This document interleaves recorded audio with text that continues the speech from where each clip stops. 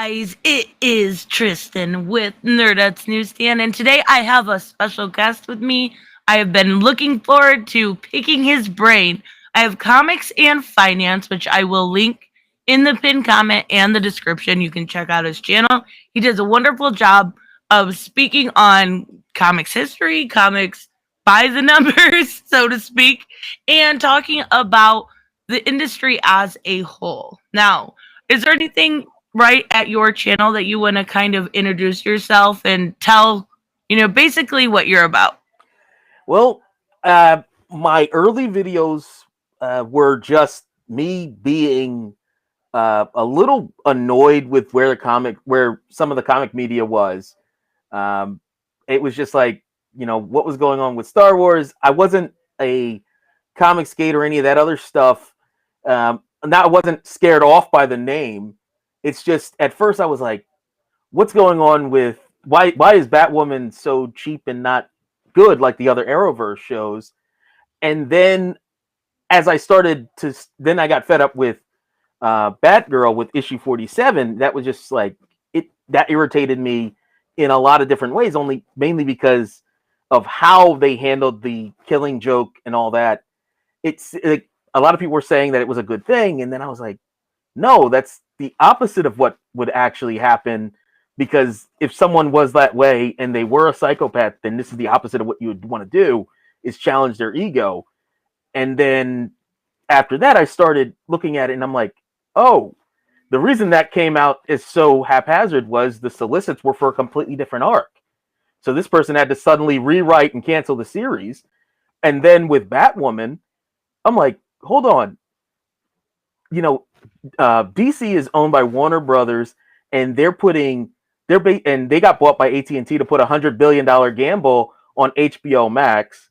And then it turns out CW is also owned by CBS, which is the #1 network program, and they're putting Batwoman in their main slot. So I'm like, why would CBS want to split money with their main rival for the last open slot? And then from there, I started doing a bunch of research into everything, and at this point, I'm just resigned to the fact that I am not in the core demographic for what comics are supposed to be.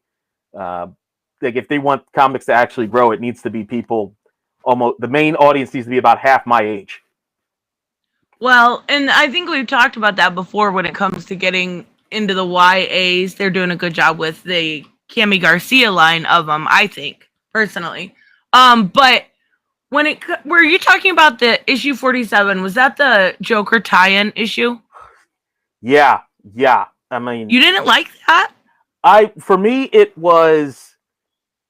irritated me because the idea was they were trying to show her having a strength, and I'm like, well, we already know that Joker got the information from her, and that's what led to a lot of the other stuff he ends up doing.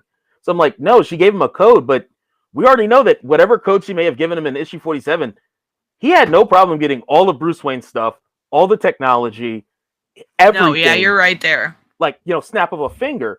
So the idea that she didn't give him the information in seconds is completely refuted by the other stories in the event, which makes sense because Cecil Castellucci had no idea what anything else was doing. So right. The idea that he might not have figured it out and that maybe Batman, messed up the opportunity or something.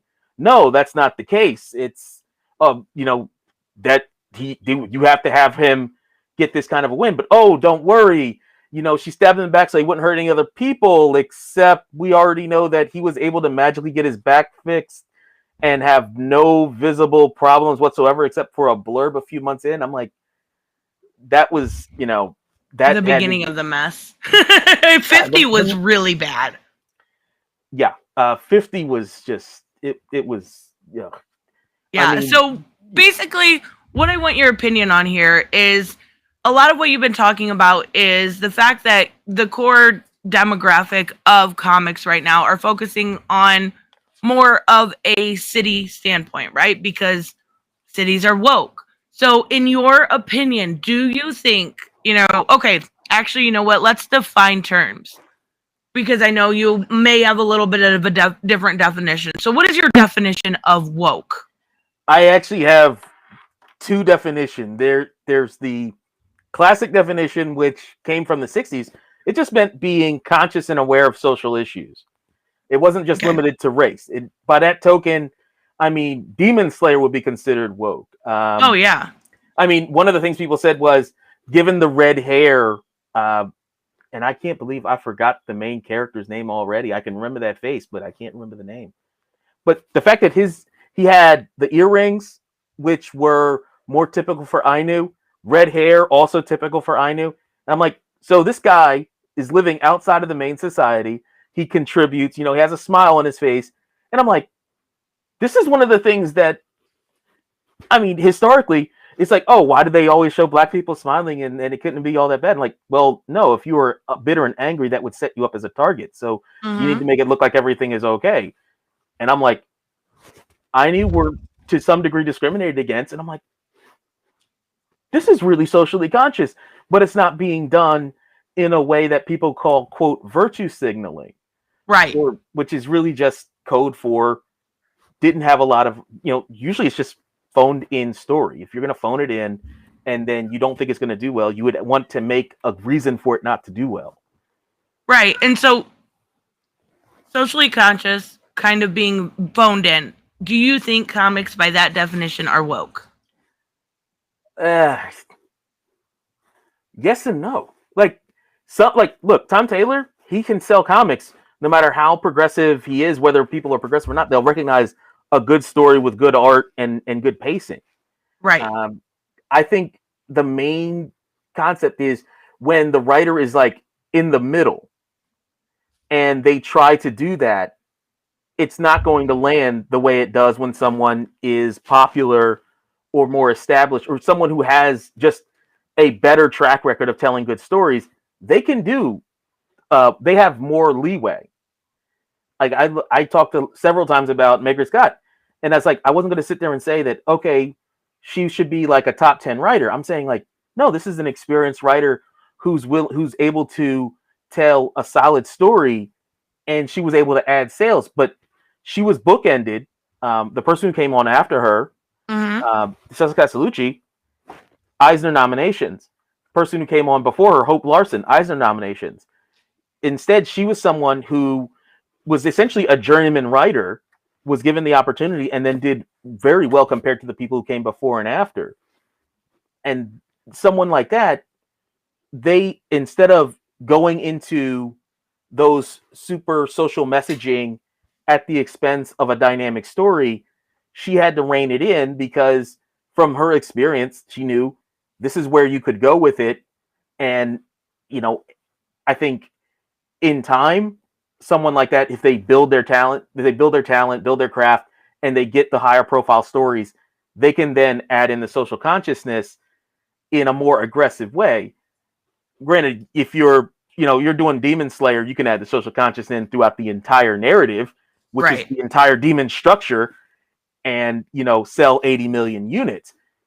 If you're that good, then just about anything you do is going to be great. Exactly. And I think a lot of it comes down to anger and baiting, and a lot of that when it comes on the internet. I don't think this has changed a lot. Now, of course, it has changed somewhat.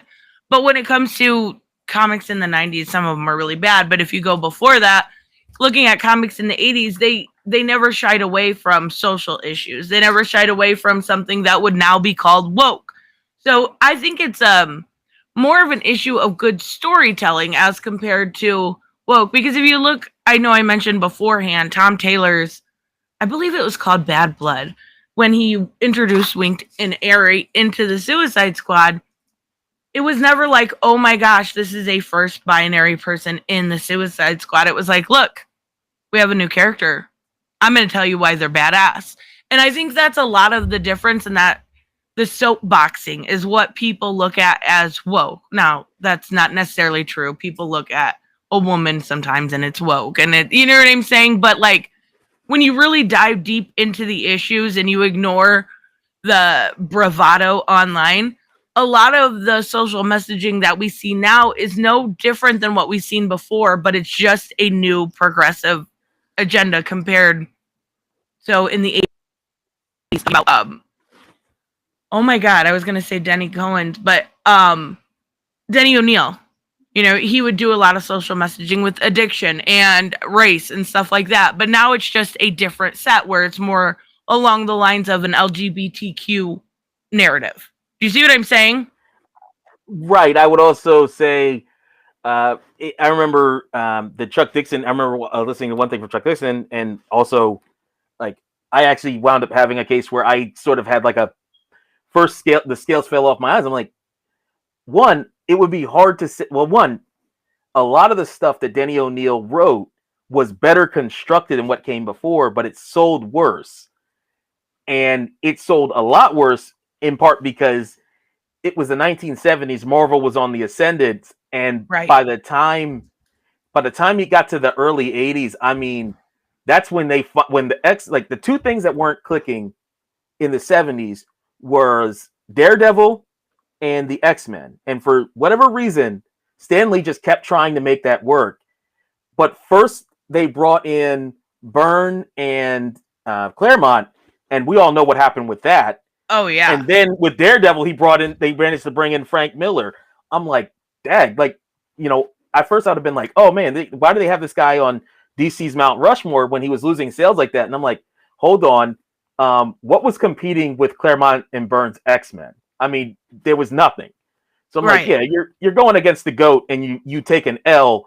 You know, you might, if you go up against them, you know, 7 times and you lose 7 times, the fact that you made it up into the match is the thing that you're going to be known for. And yeah, he did raise the quality of the writing when he edited the Bat Desk. They came up with a lot of great stories. I think the part that made me kind of change again was he wasn't going for the top sales. He was looking beyond that, right, into having the stories that would last. And when people did go back to making movies about comic characters, they would look to those stories that he was writing. I think that was probably the most far-sighted. And when they went into the extreme 90s, they would still have a store of the quality stories that people would look at. Well, yeah, and that actually, I find it kind of funny because I was talking to Chuck Dixon the other day, and he was talking about the length and the effort that they put into a story like Nightfall. You know, starting to kind of break Batman down for 6 whole months, and then having a year worth of Nightfall. And now we see something compared to, like, so you say that's a year and a half. Something like Fear State, which I actually am really enjoying. But you see a lot of people reviewing and going, well, why aren't we just getting to it? Why aren't we just getting to it? And I think we've lost that kind of with social media, with, you know, whether it's YouTube or TikTok or whatever you watch, kind of lost that ability to listen to long length storytelling. And that's a shame. And I think Denny O'Neil, as an editor on those Bat books, did a good job with longevity, right? You were able to tell a story. You were able to have some creative freedom, most creative freedom from what I've heard at least. And then you were able to really get that out there. Whereas now it's like, okay, we've got an event. It's going to be 2 to 3 months, and then we're going to have an event 2 to 3 months, and then we're going to have this 2 to 3 months. And I think people are getting sick of not having an idea of, like, was using the Magistrate as an example. They're the big bad in, Fear State. Well, you've kind of lost the ability to remain intact to a story for a long length of time because of stuff like social media. And I think it's a really big shame because a lot of those great stories that we have, what are we going to look back at right now in this time in 10 years and go, oh, do you remember Fear State, how good it was? No, we're not going to do that. And we're not going to be able to do that unless they really start putting that longevity into storytelling. I would say with the Magistrate, because I'm going to first mention that at one point in one of Tynian's many email newsletters, he talked about how when you were young, you would not have the money to buy comics, and then you would do the piracy thing. When I was young and I didn't have the money, I did the thing. I'm not going to say what that thing was because I don't like the fact that I at some point didn't have money like that. But I understand. A story that caught me that seemed not super great, but kind of okay. Batman Outlaws, and it was basically a corporate group comes in after a political disaster that gets people killed, and they take over, and they're called the Bloodhawks. And then the one dude in charge is able to go against Batman and all this. And I'm like, this was done in 3 issues, and it's essentially the Magistrate. And the guy in charge was basically Peacekeeper 1. And I'm like, I'm not going to sit here and go like, oh, they don't know that. And I'm like, the fact that at my age, I'm closer to the middle range of a Batman reader, they should know that most of the readers would know that this Magistrate is just the Bloodhawks for the post New 52, and they're now going to just totally roll over Batman. And that's one of the things that people had when it came to Bane, that especially when almost a year after Bane is introduced in Batman, the New Adventures of Batman and Robin, and that was really like Denny and Bruce Timm saying, no, Batman against Bane, Batman is immediately going for the tubes. He's immediately going to turn his venom against him. He's not just going to run in there and just not use his brain. And that's why they had to do the 6 months. When it comes down to these events, the issue isn't that people don't have the attention span. It's that they've already seen the event before. That's a good point. Yeah. When Tiny introduced the Victim Syndicate, I'm like, you act like we haven't read the Jury from Venom. Like I was like 8 years old. They were weak sauce then, and then you introduce the Victim Syndicate and they do the same thing, and I'm like, this is a rehash of a rehash. And that's when I started looking at the pay scale, and I'm like, if the pay scale hasn't changed in 20 years, even the best writers know that they're not getting nearly as much as they could if they went creator owned at this point. Right. And then you actually find out, like, no, they sell about 12, 15,000. And if they're selling 12, 15,000, that's about what you would get as a normal writer.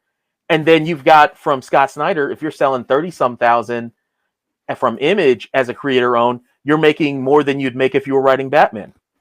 And then you've got the super long term writers who are in creator owned, Hickman, Kirkman, and Vaughn, and I'm trying to think. Not that it's hopeless. Kieran Gillen. They both do super long form that takes 4 or 5 years for some plot lines to pay off. So the patience is there. It's just not for the kind of stories that we've seen already. Yeah, that's actually a really good point. I love that you mentioned Brian K. Vaughan. We're finally, how many people have been looking forward to getting Saga back, and that's because that series was so solid, and it's very progressive. It's very progressive, but people are finally making, videos. Oh my God, Saga is back. Look at the news, Saga is back, because that story was told so well. And that's a good example of a long, a story, even with Why the Last Man, right? That didn't pay off for a very long time, but we were able to stay tuned because it was a new story. I think that actually makes a lot more sense than my original idea. But what do you think about the whole narrative that's gone around when it comes to anime versus manga? Do you think it is the new sales? Do you think it is the new stories? Do you think it is my theory that I've had all along with the children's market? Where is your idea on that? With comics, there's comics is one genre. It's not really one genre. Marvel and DC mostly prioritize one genre. Manga, anime primarily does adaptation because it's easier. It's a tested story with an established audience. And really the competition point is it's almost impossible to get a quality animated series made in the US. When we do, we have to get it made in Korea. So there are all these barriers to entry. And then even when you get something like Invincible that airs on Amazon Prime, that they had to pay a lot of money for the voice talent. They had to pay a lot of money to get the animation done. And if you look at that animation quality, as much as I love that story, you can tell that if you compared that animation quality to I would say a high B level anime from Japan, the Japanese animation would beat the mess out of it. The reason is if you're doing an American cartoon, you have to go through the American system, which means that when they get this cartoon made, those workers, even if they're all the way over in Korea or if they were in Japan, would have to meet the standards that are set by the unions in the US. And I'm actually in favor of that. So I'm not a conservative where I'm like, oh, there shouldn't be a minimum wage. Actually, it's closer to libertarian. But I'm not going to sit there and go, there shouldn't be a minimum wage. They should go straight to China. And China is already starting to churn out animation that's of a similar and in some cases higher quality than some of what's coming out of Japan because of the constraints on their economy. But it's really hard to make that one-to-one comparison since the US, it's like the top, I said it, like the top 30 writers are on par with the top 50 writers in Japan in terms of their overall dollar sales. Right. Now, of course, Japan has, just institutional level creators that do not have a correlation outside of, Alan Moore, Grant Morrison, like Stan Lee. They have people currently writing at that level. Right. We don't have that at the same time. The top of the stack artists and writers in the US are every bit as good as the top of the stack in Japan. The US, it's just so much more expensive because of inflation over the years, and that going into the direct market, which honestly is just a 70-year history of big publishers trying to get have as little competition as possible. And we're now at that point. And I'm just like, yeah, anime and manga are going to win. Like, we don't have cartoons in the US like we used to, because as good as Batman was, as good as Batman Beyond was, how much do you think it would cost for them to get they basically got rid of the entire DC animated line because Pokemon was just so cheap and so popular. Well, how do you get around something like that? You can't expect people to not be paid a living wage. You know what I mean? Like, and then you go to outsourcing. So you outsource and get rid of jobs in America. You have, the animation Except we have animation in the U.S. It's that, it's what Young Ripple would call that Cal Art stuff. I'm like, that Cal Art stuff costs more than Demon Slayer. Like, that's just the fact of making something in the U.S. Japan has had effectively zero inflation for 20 years. Right. So even if they're both paying the same amount, the quality of writer, the quality of artist that you're going to get at the same rate in Japan is going to be much better when there's no inflation versus what you would get in the U.S. at that same rate with inflation. Go ahead. That's not going away. And it does seem like they're trying to do a push for animation. I know that Cal Arts commercial for the new Aquaman did just come out. And it's obviously not made for me. I'm not super interested in it. But we got the announcement of the Adventures of Superman and then the new Batman series. So it looks like they're trying to, but it almost feels like too little too late. You know what I mean? No? Well, I'm glad you disagree. That's good. I'm going to say it like in my usual kind of roundabout way. It's never going to be too late, because one Batman movie, one Batman video, one Bat Family video game, one good Superman story that connects with people could actually bring hundreds of thousands of people in the shop that were not there before. That's very true. People bought comics for the first time when they saw the Batman Who Laughs, and everyone wants to talk about how overused it was. When I saw all the Dark Knights and all their demon horses, and that was all great. But when you see Santa Batman in a gimp suit being pulled by a bunch of barefoot demonic little tween-age kids, I'm with no pants. I love it. I know people say it's overused. I know they are bringing in the totally tokenized version of the Batwoman Who Laughs, and I'm here for it. If it helps sales, if they're telling a good story. I loved the Batman Who Laughs, and it did really good, along with the Court of Owls. And I think a lot of that has to do with Scott Snyder, even though I do love Scott Snyder. I think he does a great job.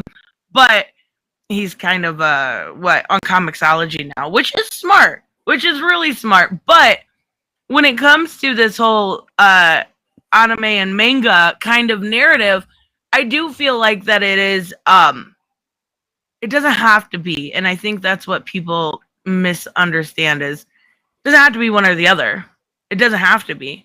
I enjoy both. I know a lot of people that enjoy both. It doesn't have to be pinned against each other. And when it comes to dollar for dollar sales, it is pretty damn close.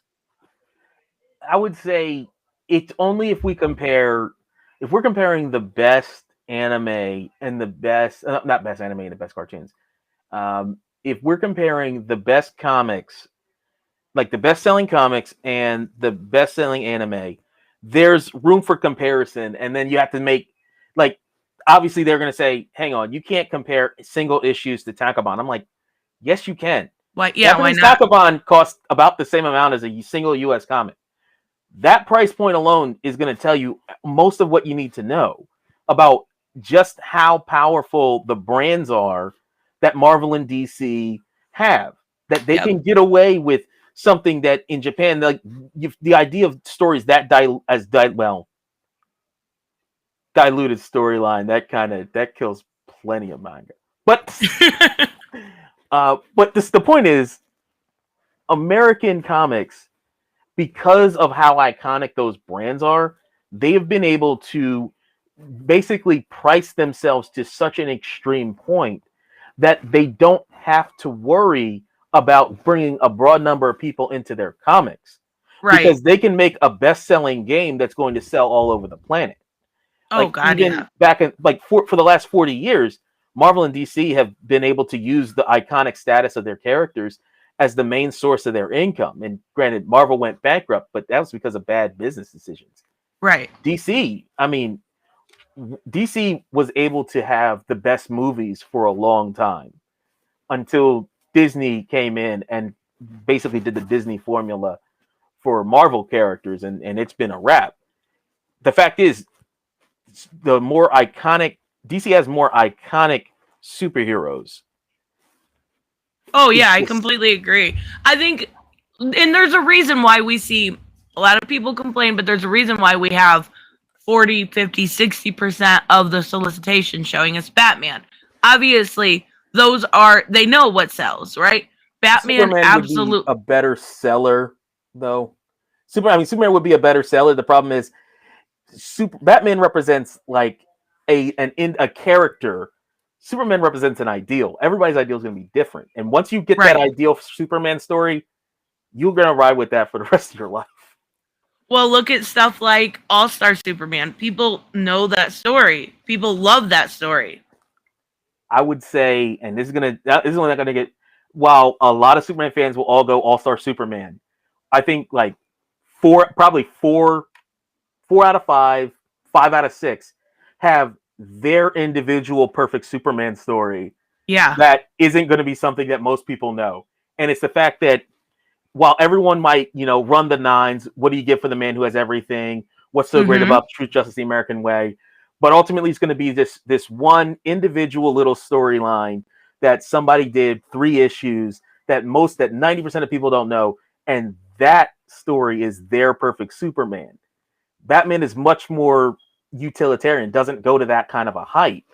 But it's the fact that each person who likes Superman, even a little bit, will have their own. Even people who hate superheroes will probably have that Rosebud type Superman story that caught them when they were a kid, and that they will never tell anyone what it is because they know that everyone can tear it apart when they, do their criticism. So I'm like, if that means what I think, it basically means, yeah, there's some little child version of Garth Ennis that really liked the Superman story, and that's why he never actually goes after Superman, but he'll go after failed versions of him all day. Oh, yeah. There's the real. He's like, the real Superman is just that much of a good person.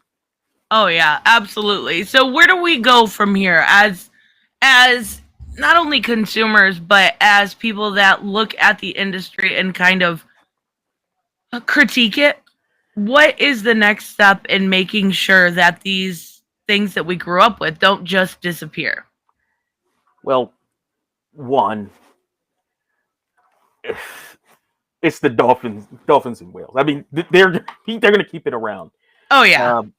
And as much as we might say, like, oh my gosh, like I'm like a lot of people had issues with Tom King's Batman, especially towards the end. We don't know how much of that was he had 100 issue plan from issue 1, and then at issue 50, the last 50 issues got thrown out the window. Then at issue 75, when he has to kill off Alfred, well, his conclusion got thrown out the window because then then everyone realizes, oh, we're going to do Tim Fox, and then it's like not going to be Tim Fox, not Luke Fox. It's going to be Jace Fox. It's like it was originally going to be Luke Fox. They were going to do all these things. It's like a lot of corporate stuff, and ultimately it's to make sure that when the Batman comes out and a bunch of people are going into the shops, that they're not going to see anything with Bruce Wayne on the shelves for reasons that are almost entirely opaque to why are you trying to do this when you're trying to make money? And also you don't want one thing to dominate for several years because then it'll burn out, maybe. Right. I don't I just can't imagine why they would go into the Clone Saga when they're going to do a Spider-Man movie, or why they're going to have a Black Batman when they're going to do the Batman in a year. There's no synergy. Yeah, there's no synergy, and I think it's probably the fact that, especially if it's Spider-Man and Batman, like they didn't get rid of all the X characters. Well, no, they sidelined the X characters because they didn't own the characters. Right. The whole thing where they just kept destroying Tony Stark, Iron Man, when it's obvious that was what people wanted. It really catered to that exclusive aspect of comics that we're not going to let the normies take over the narrative. If they had Bruce Wayne as Batman, they're going to end up with a massive amount of sales. If they were staying true to the character at all these last few years, they would end up with a massive flood of normies buying and continuing in comics. And eventually that would essentially be a situation of, if there's too much competition, a lot of the people there would end up not being there. If the pay was commensurate and the prices were lowered, like if Batman comics were $2.99, and the fact that Spawn can make money at $2.99, the fact that Saga can make money at $2.99 proves that you don't need to have a $4.99 or a $5.99 Batman comic. Right. You could get away with 30 because it's DC. They could actually get away with 40 pages at $2.99 and probably make money just based on the volume alone. And then that would increase the amount that were sold. The issue is, doing that means you have to have more customer service. That means you have to bring in better talent. And ultimately, a lot of the editorial and hiring decisions, if they were to pay writers properly, a lot of the writers, aside from the top 30 that are currently responsible for half the sales, most of them wouldn't be there because they're not. If they go into the independent stuff, they do their creator-owned stuff, it won't sell. And the reason it won't sell is because it's not that compelling compared to what else is out there. It's not going to get adapted into anything because it doesn't bring anything for anyone who's reading it. And like, I'm not going to sit there and do, obviously, I've watched far too much of your boys. I don't know what it is that Vita Ayala did to him. I know. I don't know, but I will say that no, their stuff is okay. It doesn't do anything. It's like, yeah. And it's weird. That's weird to me because what's that? It's par for the course. It's like it's medium quality. So yeah, and I think it's the idea that you need an enemy, right? Because I talked to someone a couple weeks ago behind the scenes, and they were telling me that Vita is super sweet, super nice, really down to earth, has no problem saying, I'm glad you like this, or I'm glad you didn't, or, thanks for the review. I've never heard, besides, the basic narrative of we need an enemy, whether it is Vita or Mags before, or for a little bit there it was Stephanie Phillips, and I was like, oh, hell no. But I've never heard anyone say anything but they are a sweetheart, right? So I don't understand that unless it's we need an enemy. We need somebody to hate. We need somebody that everybody can hate. I don't get it. I will say, like, as far as would they have, like, the thing that they would try to get to, and that's probably the one hook they really have, is would this person, would, this individual be there if not for this? And I'm like, if you're not aware of how actual progressive circles work, the fact is it's understood.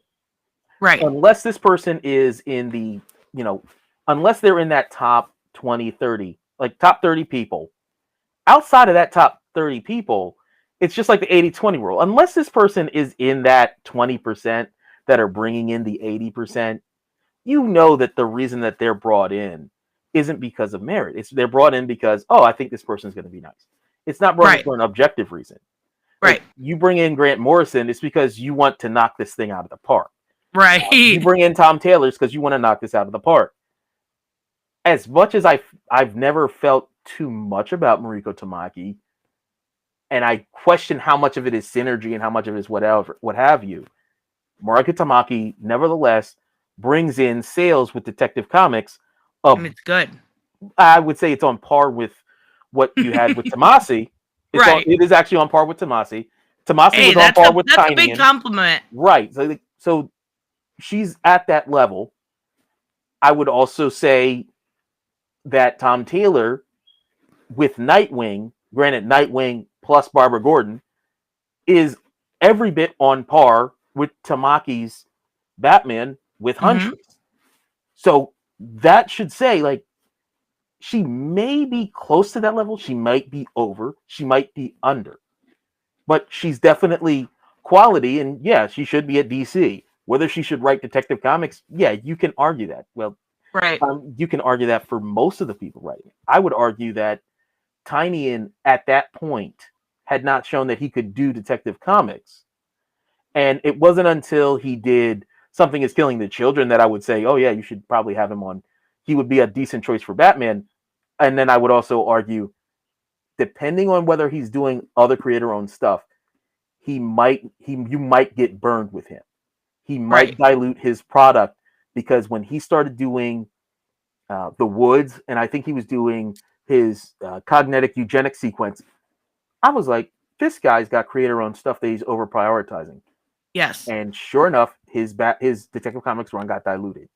Yep. And I feel the same with Scott, with his Batman run. When it came to, he really started focusing on Department of Truth. It got okay, here's a new gadget for this, here's a new gadget for that. There we go. It got convoluted and a little bit boring because you could tell he was spread out too thin.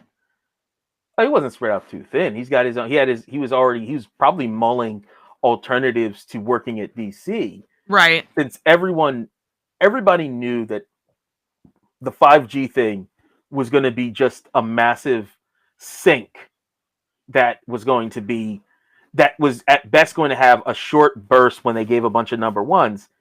And the long term, if there was going to be a long term, was that it was going to rapidly decay. Right. And then it would have to all be walked back. And it's like, who wants to be there for that? Well, out of curiosity, you talked about the top writers. Just for my own well-being, I'm guessing that Stephanie Phillips is not in those numbers, right? At this point, no, because I'm going by just raw sales. Like, I get sales right now, she's not there. And she's on Harley. That's a title that's not going to sell as well as Batman anyway. Right. And at the same time, with DC, I mean, this has been an issue. This has gone on for a couple decades now. It's when they had, I mean, with the exception of a Geoff Johns, who, let's be honest, at some point, he was not going to stick around in comics. I mean, every once in a while, you hear people go, like, maybe one day Geoff Johns will come back. I'm like, Daddy went for cigarettes 5 years ago, man. Hey, I'm still of that belief that maybe he'll come back with those smokes. I love Geoff Johns, though. When, I'm like, you realize that 8 issues of his Aquaman run just made $1 billion. I'm like, he might want to come back, but he's not going to find his way back through all that money. Yeah. And then he And that's a shame. and let's not forget, if he did come back, he would be fighting tooth and nail to build his own. He built his own fiefdom when he did the Green Lanterns, Mm-hmm. and eventually he ended up having to leave that because his other obligations with the overall machine that is Warner Media, that he went to movies, which was what he wanted to do since he was like 20. Right. So, yeah, he's wanted to be in movies this whole life. He also loved comics. And then he ultimately left. And he left because he got to make the movies that he wanted to make. Now he's doing his own creator-owned stuff. And I even made a mini review of when he did Olympus. The one time he decided to do his own little creator-owned thing. Mm-hmm. And it just established more that he has this great sense of tempo when he's with action. And I was never a super big fan of how he did Batman when he was writing other stuff. And then just like everything else, when I get that full view, especially after I read Three Jokers, if you write this iconic character iconically, no one's going to notice you. Like if you write an iconic Batman, you disappear. Right. But if you write, Batman Earth 1 Volume 1, where he's just like legitimately not a smart person, Right. not a particularly stupid person, but just the random guy who graduated from high school, got a job paying $16 an hour, $15-16 an hour because they were working at the same place from the time they were in high school. That is the Batman that he wrote. The guy who would become the shift manager at your local supermarket if he didn't come from money.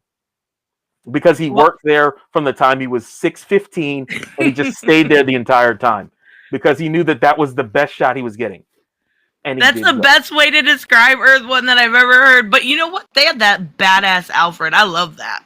Yeah, like you had your SAS dude, and then of course that was a difference from the prior versions, even though the SAS thing had been around for decades. Just establishing him more as the boots on the ground type person as opposed to the man of mystery. Yes. And that was something that he wanted to do. Like I remember hearing, like if you're tutoring or you're teaching or you're making something iconic, it's like you're supposed to more or less disappear behind the message. No one wants to do that if you're a writer. No, absolutely not. And then he did Three Jokers, and it was like, of course, he comes in at the end of the year during this massive this 2-year deconstruction, and then he hits you with an iconic Batman. And what does he do at the end? He's like, oh yeah, the Alan Moore Joker. Yeah, my Batman knows exactly who that guy is. Yep, exactly. I love Jeff Johns. I would love to see him return on something like JSA or anything, but yeah, that's a pipe dream. Though we still at least have Geiger. JSA, he's probably writing a JSA movie. Yeah, well, look at Stargirl. It's so good. I would say Stargirl is good if depending on, because he's very clear about his audience. I am 100% not the audience, and you can hear people like Heel vs. Babyface sit there and go, I am, like, basically say, I am clearly not the audience. There are other people who were in on the bashing Batwoman train, right? And there are a lot of them. And he was saying like, yeah, I am clearly not the audience for this show. And that's what they were all saying. Like, this kid's like an annoying teenager. And it's like, yeah, 100%. That's kind of the point. And it's like, yeah, I'm not the audience for this show. And I'm like, yeah, this CW, you're not the audience. Like if you're a 30-something dude, like Stargirl, you immediately see it and know. Oh, like, I love it though. Maybe I'm not the audience. Maybe I don't know. I love looking at like the idea of hope and putting it back into superheroes. I think he did the same with Superman and Lois. I think he's executive producer on there. I want to say, pretty sure. But even so, he puts the hope back in those characters, and I think that's what's missing a lot of the times. I mean, people were saying like, oh, they might as well call it Lois and Superman. I'm like, well, they already had Lois and Clark. They had Lois and Clark, and people liked it. It was more to be candid, Lois and Clark catered to a different audience, right? Actually, probably the same audience if we're being candid. Like there was way more overlap between Lois and Clark and Superman and Lois than some of the critics want. Even the critics that loved Superman and Lois would want to admit, because Dean Cain could pull off not having that much action in that show. Oh yeah, absolutely. So the last question I ask everybody: what is your favorite character to read? To read, Yes. Like I read a mess load of Batman. Because Batman's the best. Let's be clear about that. Right. That was my favorite. I recognize Superman as a better person. Right, of course. Also almost impossible to write. I would say when I'm reading a character,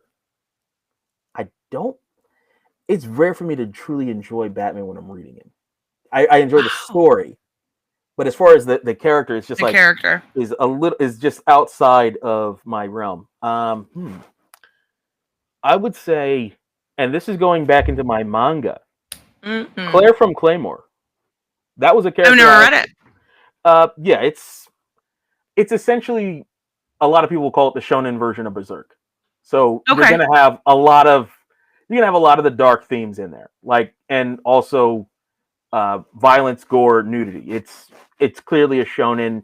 It was Jump Advance, and that was just a character that I liked because you understood that they did not fully know themselves because of the circumstances they were in, and they were just always observing everything else to avoid looking inward. And then when they finally look inward, it's at the end, and it's just the really epic, and it just it was fan service to the best degree. I'm gonna have to check it out. I've been reading Tokyo Ghoul, and I love Kaneki, such a great character. And there's so many when it comes to, that's why I said earlier, it doesn't have to be one or the other. There's great characters in both that everyone can enjoy. If you read Claymore, you're gonna go did these series borrow from each other? Because I remember. Oh yeah. Yeah, I remember when I read Demon Slayer, and I'm like, one, I'm feeling vibes. I was feeling vibes of Claymore when I was reading it. And I'm like, did these people? No. At the same time, obviously with Demon Slayer, you're 100% getting so much Naraku from Inuyasha that you could just see all the influences with that. And then you also had Rurouni Kenshin. I'm like, hey, they're right. Weird. But yeah, so as far as characters that I enjoyed reading, that would actually take a top spot, mainly because it was so concentrated. There are a few writers that I enjoy reading when they write Batman. Paul Dini is one. Good choice. When he did his Detective Comics run, there wasn't that much interior for John Layman. There was no interior for Batman under James Tynion. Right. Even now, he does not do interior Batman, and no, very little. I mean, until outside of 3 Jokers, you don't really get much interior on Bruce Wayne from Geoff Johns, and obviously, Grant Morrison was doing just a completely different. I mean, that character is just different than any version of the character outside of Morrison. Just like Morrison Batman, so he was more serving a function. Right. In his overall super mythos. So he was so that was what his Batman was.